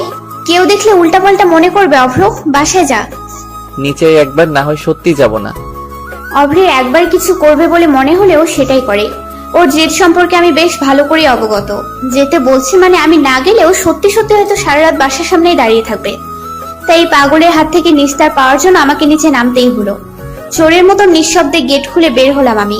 আমাকে দেখা মাত্রই অভ্রের মুখে তৃপ্তিময় হাসি ফুটে উঠলো। আমি আশেপাশে একবারও খেয়াল করে তাড়াহুড়ো করে বললাম, এই যে আসলাম, দেখেছিস হয়েছে, এবার বাসায় যা। অভ্র বিরক্তি নিয়ে বলল, চুপ করে একটু দাঁড়া, এমন লাফালাফি করছিস কেন? 10 মিনিট ধরে অভ্র আমাকে স্ট্যাচু বানিয়ে দাঁড় করিয়ে রেখেছে। তারপর বেশ কিছুক্ষণ পলকহীন চোখে তাকিয়ে আমাকে দেখতে থাকলো। মিতু, শুনছি, যা বলার তাড়াতাড়ি বল। আশেপাশে তাকিয়ে, রাতে কি এগুলো পরেই ঘুমাস? অভ্রের কথায় আমি হতস্কিত হয়ে পড়লাম। তারপর নিজের পরনে নজর দিতেই দেখলাম রাতে ঘুমানোর জন্য গেঞ্জি আর প্লাজো পরেছিলাম, সেটা চেঞ্জ না করেই তাড়াহুড়ো করে চলে এসেছি। এমনকি গায়ে ওড়না জড়াতেও ভুলে গেলাম আমি। সঙ্গীত ফিরে আসতে কেমন লজ্জা আর অস্বস্তি হচ্ছিল আমার। অভ্র বোধহয় সেটা বুঝতে পারলো।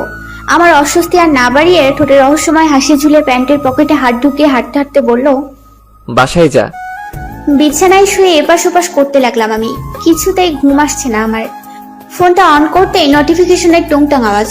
ফেসবুক অন করলাম। ফেসবুকে ঢুকতেই অভ্রের 5 মিনিট আগের পোস্ট করা একটা স্ট্যাটাস সামনে এলো। সেখানে বাংলা একটা গানের কিছু লাইন, ঘুম চলে যায় তোমার চোখে বেড়াতে, পারি না তাকে কোনোভাবে ফেরাতে। আমার এই মন তোমার মনের পাড়ায় বোকাশোকা হয়ে আড়ালে আবডালে দাঁড়ায়। তোমাকে ছোঁয়ার নেই তো আমার সাধ্য, দেখতে পাওয়া সেই তো বড় ভাগ্য। মনটা অবাধ্য হচ্ছে প্রায়শ। কমেন্টে সিফাত সেখানে লিখেছে, সাধ্য তো আছেই বন্ধু, নেই শুধু বৈধতা। আগে পরে তো একজনকেই মন দিয়ে বসে আছো, বিয়েটা করেই ফেলে এবার। মেঘা লিখলো, বন্ধু, শাহরুখ কাজল জুটির বাস্তবিক পূর্ণতা দেখার সৌভাগ্য করে দাও প্লিজ। সালমান কিংবা রানী মুখার্জির এন্ট্রি আমরা চাই না। পুষ্পিতাও লিখলো, হায় হায় অভ্র, তোমার গার্লফ্রেন্ড আছে? এত কিউট ছেলেটাও শেষমেশ মিঙ্গেল হয়ে গেল, খুবই দুঃখজনক। সিফাত সেখানে রিপ্লাই করে বলল, এই ব্যাটার উপর ক্রাশ খেয়ে লাভ নেই পুষ্প। অব্রের সকল আগ্রহ এক নারীতেই আটকে আছে। তুমি চাইলে আমাকে লাইন মারতে পারো, বেশিক্ষণ লাগবে না পটাতে। এই রিপ্লাইয়ে সিফাতের গার্লফ্রেন্ড মৌনি এংরি রেড দেখা গেল। ব্যাপারটাকে আরেকটু ঘোলাটে করার জন্য জাহিদ লিখলো, আস্তাগফিরুল্লাহ সিফাত, সে মৌনির মতন একটা লক্ষ্মী মেয়ে থাকতেও তোর চরিত্রের কালো ধূসর বেগুনি এত ধরনের দাগ। মোহিনী দেখেই তোর সাথে সংসার না মানে রিলেশনে আছে। অন্য মেয়েরা হইলে বিয়া সারি ডিভোর্স দিয়া দিত। আমার তো খুব মায়া লাগতেছে বেচারি মোহিনীর লাইগা। রুম্পা লিখলো, জাহিদ রে, তুই তো কুটনির শাশুড়িদের চেয়েও জঘন্য রে দোস্ত। শেষ শেষ, বেচারা সত্য হওয়া প্রেমিকাটারও আর কয়টা মাস থাকতে দিলি না তুই। তোরে আসলে কুটনা অফ দ্য ইয়ার ঘোষণা করা উচিত। কি আকামটাই না করলি। সিফাতের নিভ্বি এখন ফোন করে বলবে, বাবু আমি রাগ করছি। তোর সাধ্য আছে এই রাগ ভাঙানো? একমাত্র সিফাতই এই অসাধ্য সাধন করতে পারে। সিফাত জাহিদকে মেনশন করে লিখলো, কালকে ছুটির পরে দেখা করিস তুই। তোমার সাদিয়া নাদিয়াদের একটা মিট আপ আছে, আগাম সতর্ক সংকেত দিয়ে দেওয়ার জন্য থ্যাঙ্কস মি লেটার। জাহিদ সেটা রিপ্লাই করে বলল, ঠিক আছে ভাইয়া, আমার স্কুল 12টায় ছুটি হয়, আপনারটা জানলে দেখা করতে সুবিধা হবে। আমি নির্বাক দর্শকের ন্যায় বিনা টিকিটেই সার্কাসের সকল মজা উপভোগ করে নিলাম। রাত প্রায় 3টা বাজতে চললো। আমার চোখে তখনও ঘুম নেই। দুঃখ নয়, সুখময় অনুভূতি থেকে আমার ঘুম আসছে না। অতিরিক্ত দুঃখে মানুষ যেমন নির্ঘুম রাত কাটায়, অতিরিক্ত সুখেও তাই হয়। আমার অবস্থাও ব্যতিক্রম নয়।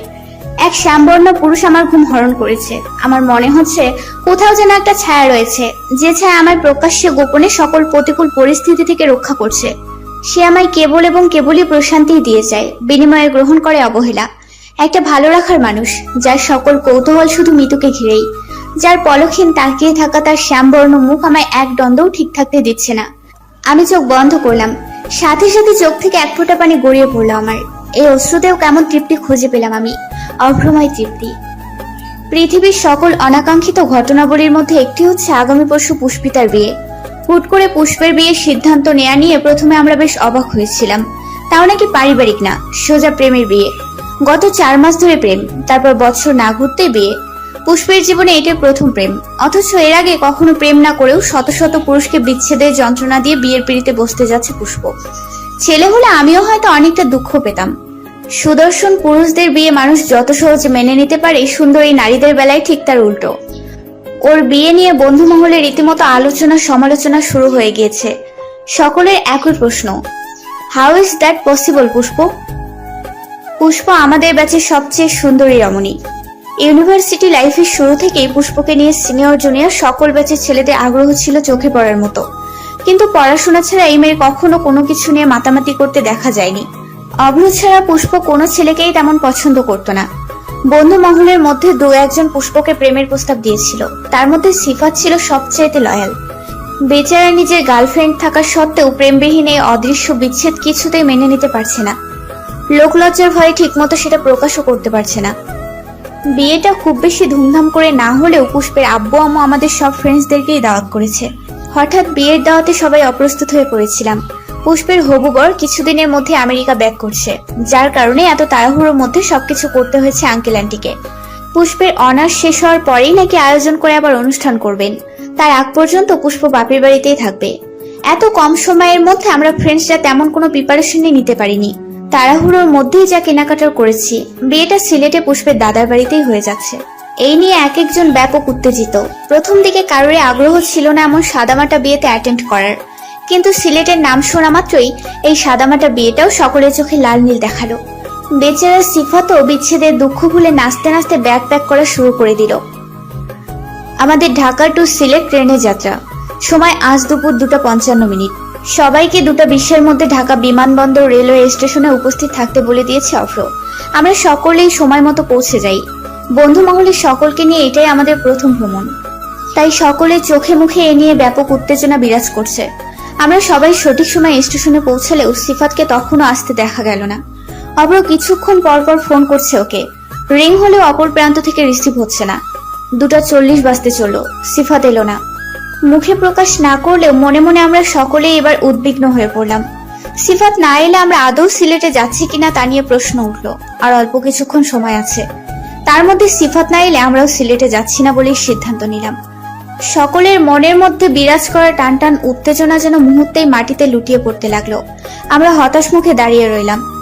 এত কাঠখড় পুড়িয়ে বাসা থেকে পারমিশন নেয়ার পর যদি না যেতে পারি, এর চেয়ে দুঃখের আর কিছুই হতে পারে না। হঠাৎ কারো উচ্চস্বরে আমরা পেছন ফিরে তাকালাম। হাঁটু ধরে হাঁপাতে হাঁপাতে দাঁত কেলিয়ে হাসার চেষ্টা করে কাঙ্ক্ষিত মানুষটি বলল, কিরে তোদের মধ্যে কোনো এক্সাইটমেন্ট নাই কেন? বুঝলাম না, অমন তাকে আছিস কেন? সুন্দর লাগতেছে আমাকে। আসার সময় শুধু ফেয়ার এন্ড লাভলি দিয়েছিলাম, বিশ্বাস কর। ওর কথা শেষ হতে না হতেই জাহিদ হাতের বোতলটা ছুঁড়ে মারল সিফাতের গায়ে। তারপর পায়ে জুতা খুলতে খুলতে বলল, তোর এক্সাইটমেন্টের অমলেট বানাত তুই। তোর খবর আছে শালা, খারাপ কইতাছি। সিফাত দিক দিশা ভুলে জাহিদের দুবাই থেকে আগত জুতার হাত থেকে রক্ষা পাওয়ার চেষ্টা করছে। এরই মধ্যে দু একবার ওর গায়ে লেগেও যায়। জাহিদ পুনরায় জুতা তুলে আবার ওর পেছনে দৌড়াতে থাকে। শেষমেশ দৌড়ে না পেরে আমার পেছনে এসে লুকালো। মিতু, বইন আমার বাঁচা প্লিজ। শালার ওপরে পাগলা কুত্তার আত্মা ভর করেছে, যে কোনো সময় দেবে কামড়। এই যুবক বয়সে কুত্তার কামড়ের ইঞ্জেকশন নেওয়ার কোনো ইচ্ছে আমার নাই। কথাটা শোনা মাত্রই জাহিদ আবার তেড়ে আসলো। পুরো স্টেশন দৌড়াতে দৌড়াতে দুজনেই এক পর্যায়ে ক্লান্ত হয়ে হাঁটু ধরে দাঁড়িয়ে হাঁপাতে লাগলো। তারপর দুঃখী দুঃখী মুখ করে সিফাত বলল, দোষ বিশ্বাস কর, আমার কোনো দোষ নেই। আমি ঠিক টাইমে বাসা থেকে বের হইছি। রাস্তায় এত জ্যাম মামা। ঢাকা শহরের জ্যাম শুধু তোরই পাইছে শালা, আমরা আসি নাই। বাইর হওয়ার আগে তোমার মৌনি নিব্বিরে কনভেন্স করতেই তো 1 ঘন্টা লাগাইছো নিশ্চয়ই। সিফাত হতস্কিত হওয়ার ভান করে ভাব নিয়ে বলল, ছে, আমার এত লেম মনে করিস তোরা? শেষমেশ ইন্টারমিডিয়েট পড়ুয়া প্রেমিকার থেকে পারমিশন লেয়া লাগবে আমার? এত খারাপ দিনও আসে নাই। শার্টের কলার ঝাঁকাতে ঝাঁকাতে বলল। রুম্পা বিরক্তি নিয়ে বলল, চুপ থাক তুই। একে তো লেট আসছোস, তার উপর চাপা মারতে একটুও কার্পণ্য হোস না। তোর কোনো আইডিয়া আছে আমরা কত টেনশনে ছিলাম? সিফাত টলমলো চোখে বলল, হাউ সুইট রুম্পা, তোরা আমার এত ভালোবাসোস।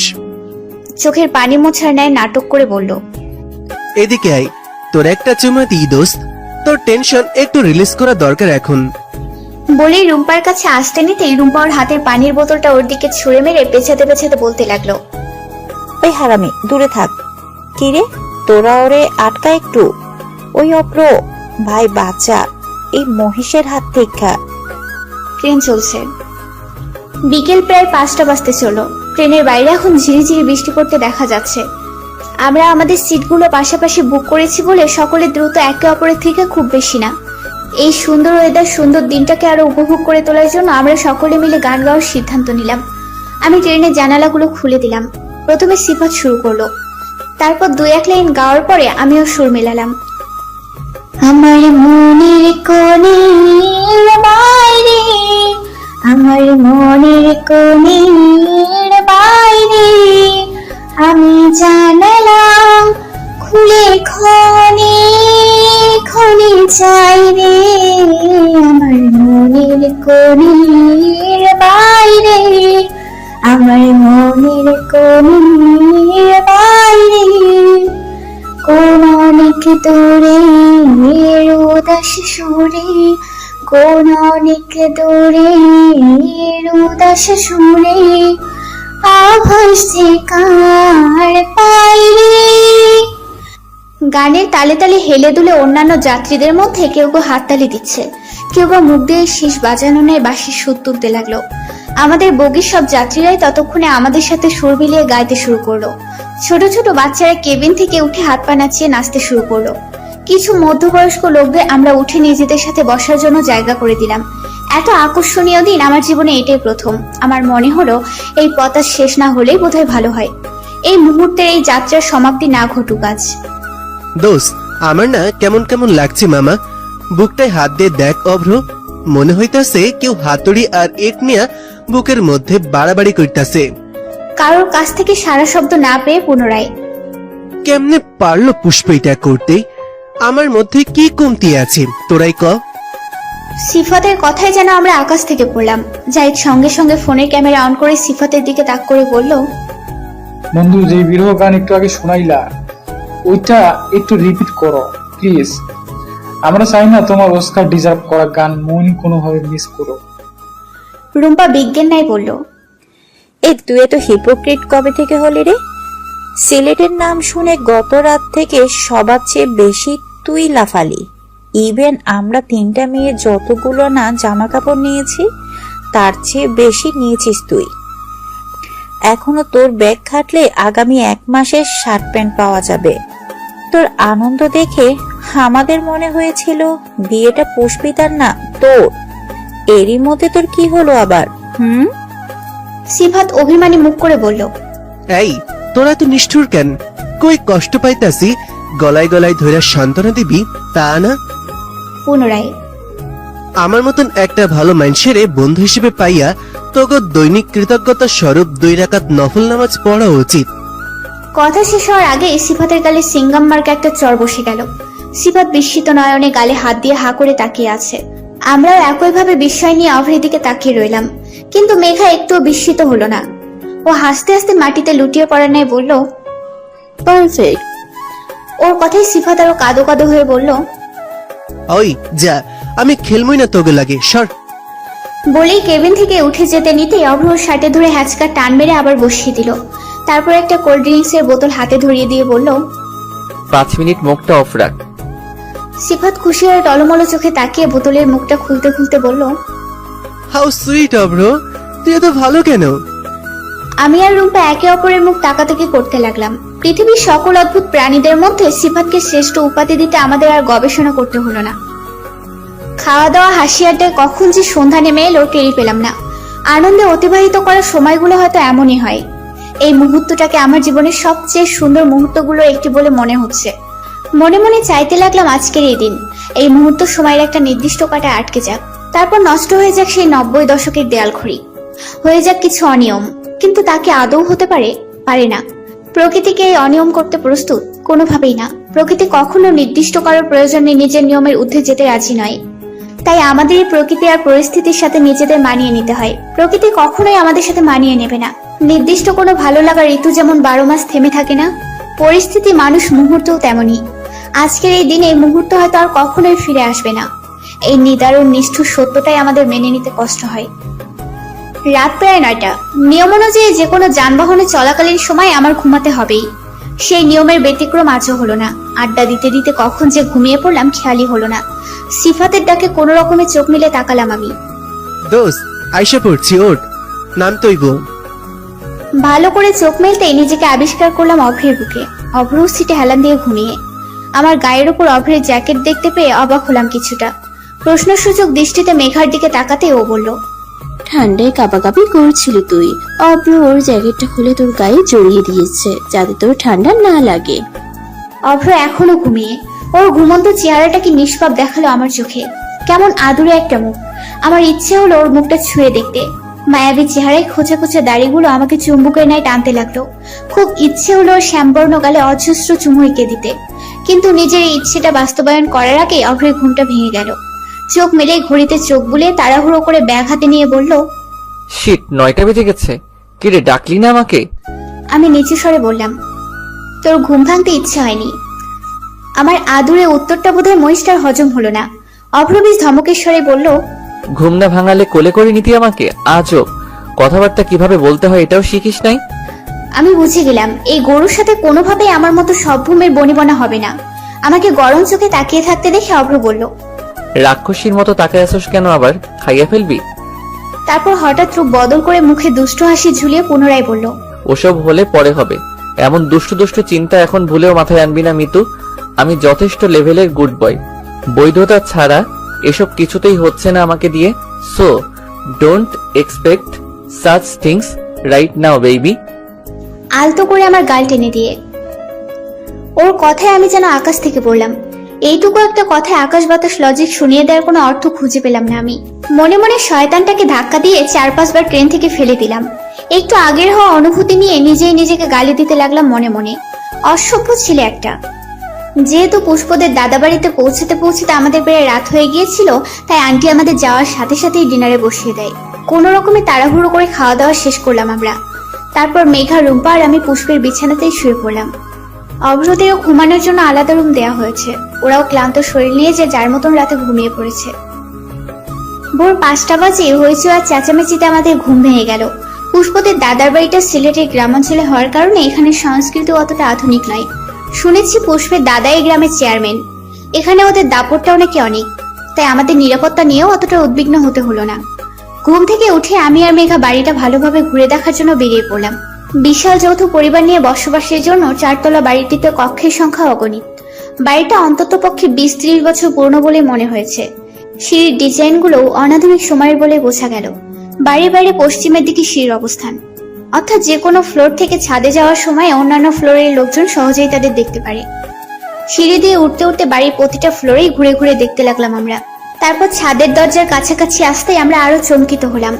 কোথা থেকে যেন একটা মিষ্টি গন্ধ নাকে আসতে লাগলো। ছাদে পা রাখতেই মনে হলো কোনোভাবে ফুলের রাজ্যে এসে পড়িনি তো আমরা। পুরোটা ছাদ জুড়েই অজস্র রকমের ফুল গাছ। ছাদটাকে এই মুহূর্তে কোনো ফুলের বাগান বললেও ভুল হবে না। ছাদের পূর্ব দিকে দুটো কাঠের দোলনা দুলছে। দোলনার উপরে 2-1টা বই, হয়তো ভোরের দিকে কেউ এখানে বসে বই পড়ে। আমি একটা বই হাতে নিলাম, ইংরেজি সাহিত্যের মোটা একটা বই। বইটা দেখে বেশ কৌতূহল হলো আমার। এই ছোট্ট আধুনিক গ্রামে ইংরেজি সাহিত্যের বই পড়ার মতনও মানুষ হয়, সেটা ভেবে ভীষণ কৌতূহল বেড়ে গেল আমার। বইটা রেখে এবার রেলিং এ ঠেস দিয়ে দাঁড়ালাম আমি। শরীরের কাঁপুনি ধরিয়ে দেওয়ার মতো ঠান্ডা বাতাস গায়ে লাগতে শুরু করলো। এত স্নিগ্ধ অনুভূতি আমি আগে কখনো পাইনি। এই অরণ্যে ঘেরা বাড়িটার উপর কেমন মায়া জন্মে গেল মুহূর্তেই। আশেপাশে তাকালে শুধু গাছ আর গাছ, এ যেন এক অন্য জগৎ। মিতু দোস্ত, আমার অসম্ভব ভালো লাগছে রে। এখান থেকে এখন আর যেতে ইচ্ছে করছে না। ইস, আমাদেরও যদি এমন একটা বাড়ি হতো এত সুন্দর জায়গাতে। মেঘার কথায় আমি বেশ শব্দ করেই হেসে ফেললাম। দুজনে বেশ কিছুক্ষণ জায়গাটার সৌন্দর্য উপভোগ করলাম। তারপর রেলিং এর পেছন হয়ে ঘুরে তাকাতে বাড়ির পুকুর ঘাটে অভ্রদের দেখতে পেলাম। লুঙ্গি পরা অবস্থায় ঘাটের সিঁড়িতে বসে ছাই দিয়ে দাঁত মাজছে ওরা। হাফাতা গেঞ্জিতে লুঙ্গি পরা অবস্থায় তিনটাকে কেমন অদ্ভুত দেখালো এই মুহূর্তে। লুঙ্গিগুলোর ডিজাইন দেখে মনে হলো খুব সম্ভবত এগুলো পুষ্পের বাপ চাচাদের লুঙ্গি। আমার ভীষণ হাসি পেল ওদের এভাবে দেখে। মেঘা হাসতে হাসতে চেঁচিয়ে উঠে বলল, হে বয়েস, খুব হট লাগছে তোমাদের। সাথে সাথে সিফাত আর জাহিদের চেহারার রং পাল্টে গেল। বেচারাদের চোখ মুখ দেখে বোঝা গেল এরা আগে কখনোই লুঙ্গি পরেনি, তাই লজ্জাও বেশি পাচ্ছে এরা। অবশ্য অভ্র কখনো লুঙ্গি পরেনি বলেই আমি জানি। তবুও বেটার চেহারা এতটুকু অস্বস্তি দেখতে পেলাম না। কেমন নির্বিকার ভঙ্গিতে দাঁত মাজতে লাগলো অভ্র। মিতু দেখ দেখ, মেয়েগুলো কেমন লুচুদের মতো অভ্রদের দিকে তাকায় আছে। মেঘার কথায় আমি ওর হাত অনুসরণ করে তাকালাম। 2-3 জন অল্প বয়সী মেয়ে খাটের পাশে বড় গাছটায় ঠেস দাঁড়িয়ে অভ্রদের দিকে তাকিয়ে মিটিমিটি হাসছে। বয়স 16 কিংবা 17 বেশি হবে না। খুব সম্ভবত এরা পুষ্পের চাচাতো জ্যাঠাতো বোন। এই দৃশ্য দেখে রাগে আমার গা জ্বলে যাওয়ার উপক্রম হলো। ইচ্ছে হচ্ছিল মেয়েগুলোকে ধরে ঠাস ঠাস করে গালে চড় বসিয়ে দেই। ওদের বিশেষ নজর যে অভ্রের দিকে, সেটাও আমি হাড়ে হাড়ে বুঝতে পারলাম। নাটক আর না বাড়াতে হনহনিয়ে নিচে নেমে পড়লাম আমি। এক্সকিউজ মি আপুরা, কোন ক্লাসে পড়ছো? মেঘার প্রশ্নে মেয়েগুলোর মধ্যে দেখতে চঞ্চল ধরনের একজন জবাব দিল, আমরা ক্লাস 10-এ পড়ি আপু। আপনারা গতকাল এসেছেন তাই না? ওই যে কালো টি শার্ট পরা ছেলেটা, উনিও কি আপনাদের ফ্রেন্ড? স্থানীয় সিলেটি হওয়ার সত্ত্বেও শুদ্ধ বাংলায় ওকে কথা বলতে দেখে আমি কিছুটা বিস্মিত হলাম। অবশ্য আসার পর থেকে বাড়ির সকলেই শুদ্ধ বাংলাতেই কথা বলতে দেখেছি, হয়তো এ বাড়ির নিয়মই এমন। কিন্তু এই মেয়ে অভ্রকে এমন উনি উনি করছে কেন? মেঘা ভ্রুকুচকে আমার দিকে একবার চেয়ে পুনরায় ওদের জিজ্ঞেস করলো, কেন আপুরা, কালো টি শার্ট পরা উনি কি করেছে তোমাদের সাথে? ফর্সা দেখতে মেয়েটা লাজুক হেসে জবাব দিল, না না আপু, উনি কিছুই করেনি। আসলে আমার ওনাকে খুব পছন্দ হয়েছে। যদিও আমি দেখতে ফর্সা আর উনি শ্যাম বর্ণের, তবুও আমার ওনাকে ভালো লেগেছে। আচ্ছা, উনি কি সিঙ্গেল? ওর কথা শুনে আমি আর মেঘা যেন আকাশ থেকে পড়লাম। মেয়ে বলে কি? এইটুকুনি মেয়ে দামড়া ব্যাটারি নিয়ে স্বপ্নও দেখা শুরু করে দিছে। মাই গড, আবার কালার শামিং হচ্ছে। বদের হাড্ডি একটা। আমার চেহারা দেখে হয়তো মেঘা ভিতরে আকাশ বাতাস এক করে একটা বুঝতে পারলো। মেঘা বেশ স্বাভাবিকভাবেই জবাব দিল, আহারে ছোট্ট আপু, তোমার জন্য খুব মায়া লাগছে আমার। মেঘার কথা শুনে মেয়েগুলো একে অপরের মুখ তাকাতাকি করতে লাগলো। মেঘা পুনরায় বলল, তুমি দেখতে তো মাশাআল্লাহ অনেক সুন্দরী, কিন্তু তোমার পছন্দ এত বাজে কেন সেটাই বুঝতে পারছি না। আফসোস করে বলল। পুনরায় মেয়েগুলো নিজেদের মুখ তাকাতাকি করলো। তারপর একজন জিজ্ঞেস করলো, কেন আপু, এভাবে কেন বলছো? মেঘা এবার বেশ সিরিয়াস মুখভঙ্গি করে বলতে লাগলো, ওই যে কালো শার্ট পরা ভাইয়াটাকে দেখছো, এই ছেলে তো বিবাহিত। মেয়েগুলো বিস্ময় নিয়ে বলল, বলো কি? হ্যাঁ, ওকে দেখতে জোয়ান মনে হলে কি হবে, ওর কিন্তু একটা 7 বছর বয়সী বাচ্চাও আছে। যাকে বিয়ে করেছে ওই মেয়েটাকেও এক রত্তি শান্তি দেয় না। আহারে, দিনের পর দিন মার খেয়েও বেচারি বাচ্চার দিকে তাকিয়ে সংসার করে যাচ্ছে। সে কি? বাপরে, কি সাংঘাতিক লোক! তোমাকে অনেক ধন্যবাদ আপু। এই লোক যে এত খারাপ সেটা বুঝলে আমি কখনো ওনাকে পছন্দ করতাম না। আমি তখনও মিটিমিটি হাসছি। মেয়েগুলো চলে যেতে আমি আর মেঘা একসাথে শব্দ করেই হেসে ফেললাম। একদম উচিত হয়েছে। সিলেটে বর্ষাকাল ছাড়াও সময় অসময়ে হুটহাট বৃষ্টি শুরু হয়ে যায়। এই স্যাঁতস্যাঁতে পরিবেশে আমার গুণধর বন্ধুদের বৃষ্টিতে পুকুরের পানিতে গোসল করার ইচ্ছে জাগলো। আমাদের হাতে শার্ট প্যান্ট ধরিয়ে দিয়ে ঘাটের সিঁড়িতে বসিয়ে নেমে পড়লো ওরা। বিরক্ত হওয়ার সত্ত্বেও এই দুপুরবেলায় ওদের কাপড় নিয়ে বসে থাকতে হলো আমাদের। অবশ্য শার্ট প্যান্ট পরে নামলেও বাকি দুজনের পরনে তখনও ছিল সকালের লুঙ্গি। উপায়ন্তর না পেয়ে বসে বসে এই দামড়াগুলো লাফালাফি দেখতে হচ্ছে। সিফাতের মতো আশেপাশের মেয়েরা ওদের ইজ্জত লুটে নেওয়ার ধান্দায় আছে, তাই সেফটির জন্য আমাদের বসে থাকতে হবে। অবশ্য ওর কথা যে একেবারে ফেলনা তাও না, যার নমুনা আমি সকালেই দেখেছি। মেয়েগুলো যে সকালে মেঘার সাজানো মহাবড় মিথ্যা কাহিনী একেবারেই বিশ্বাস করেছে তাও না। এই ৩-৪ ঘন্টা গবেষণা করে ওরা কনফার্ম হয়ে গিয়েছে অপ্র বিবাহিত নয়। লাফালাফির এক পর্যায়ে এদের চেঁচামেচি শোনা গেল। সিফাত গলা সমান পানিতে নেমে অগ্নিমূর্তি রূপ ধারণ করে বলল, ভালোই ভালোই কইয়া দিলাম দিয়া দে জাহিদ। আরে আমি নেই বিশ্বাস কর। তুই না নিলে কে নিছে? এমন আকাম অভ্র জীবনও করব না। তুমি চাইলে চেক করতে পারো আমারে। শালা কি চেক করবো তোরে? আমি স্পষ্ট ফিল করছি তুই টান মারছস। এদের আলোচনার বিষয়বস্তু তখনও আমাদের বোধগম্য হয়নি। কথা কাটাকাটি এক পর্যায়ে সিফাত ধমকের স্বরে বলল, তুই না নিলে আমার লুঙ্গি কই গেল? Where is my lungi Zahid? Can you feel my situation? এইখানে মিত্ররাও আছে, অগর সামনে তুই আমার এমনি বেইজ্জত করবি? এইবার পুরো ঘটনাই আমাদের সামনে পরিষ্কার হয়ে গেল। আমাদের হাসি কিছুতেই থামতে চাইল না, কিন্তু বাইরে তা প্রকাশ করলাম না। রুম্পা মুখ চেপে হাসি আটকানোর চেষ্টা করে চেঁচিয়ে শুধালো, বন্ধু, এনি প্রবলেম? সিফাত দাঁত কেলিয়ে হাসার চেষ্টা করে বলল, নো প্রবলেম দোস্ত। তোর রুমে জায়গা, আমাকে গোসল শেষ, তোকে কামও শেষ। ওর কথার অর্থ বুঝতে পেরে চুপচাপ কাপড়গুলো সিঁড়িতে রেখে কোনো রকমের রুমে ঢুকে উচ্চস্বরে পেট চেপে হাসতে শুরু করলাম। মেঘা আস্তে আস্তে প্রায় খাট থেকেই পড়ে গেল। গায়ে হলুদের সকল আয়োজনই করা শেষ। সন্ধ্যার দিকে বোধহয় হলুদ পরানো হবে পুষ্পকে। বিকাল 4টা থেকে সকলে শ্বাসগড় শুরু করে দিয়েছে। মেয়েদের মধ্যে প্রায় সকলেই শাড়ি পরেছে। আমিও পরলাম একটা নীল রঙের জামদানি শাড়ি। মেঘা পুষ্পরা গত 2 ঘন্টা ধরে মেকআপ করছে। এদের সাজ দেখে মনে হচ্ছে বিয়েটা পুষ্পর নয়, এদের দুজনের। কিরে, মুখে কিছুই তো দিস নাই, একটু লিপস্টিক দে, ভালো দেখাবে। ইচ্ছে না থাকার সত্ত্বেও প্রায় জোর করেই পুষ্প আমাকে লাল রঙের একটা লিপস্টিক দিয়ে দেয়। এই নিয়ে আমি মহা বিরক্ত। কিছুক্ষণ পরপর আয়নায় তাকিয়ে নিজের ঠোঁটে এই টকটকে লাল লিপস্টিক দেখে মেজাজ খারাপ হয়ে যাচ্ছে আমার। মুখে বিরক্তির ছাপ বসিয়ে সিঁড়ি দিয়ে নামতে অভ্রের সাথে ধাক্কা খেলাম আমি। সবুজ রঙের একটা পাঞ্জাবি পরেছে অভ্র। ওকে দেখে আমার চোখ যেন বেরিয়ে আসতে চাইলো। অদ্ভুত সুন্দর দেখাচ্ছে ওকে, একদম স্ট্রবেরির মতন লোভনীয়। আমাকে তাকিয়ে থাকতে দেখে অভ্র বলল, মুখ বন্ধ কর, মশা ঢুকবে। ওর কথায় আমি কিছুটা অপমানিত বোধ করলাম। মনে মনে 10 সেকেন্ডের মধ্যে 20টা গালিও দিয়ে দিলাম শয়তানটাকে। নিজেকে ঠিক কি মনে করে ও? কোনো সিনেমার নায়ক? মোটেও না, তুই মোটেও কোনো হিরো নোস বেটা, তুই একটা জাহিদ খান। আমাকে চুপ থাকতে দেখে কিছুক্ষণ তীক্ষ্ণ চোখে ভ্রুকুচকে আমার দিকে চেয়ে রইল। তারপর পকেট থেকে একটা টিস্যু বের করে আলতো হাতে আমার ঠোঁটে থাকা লিপস্টিক গুলো মুছে দিতে দিতে বলল, আমার এত সুন্দর ওষ্ঠদয়ে এই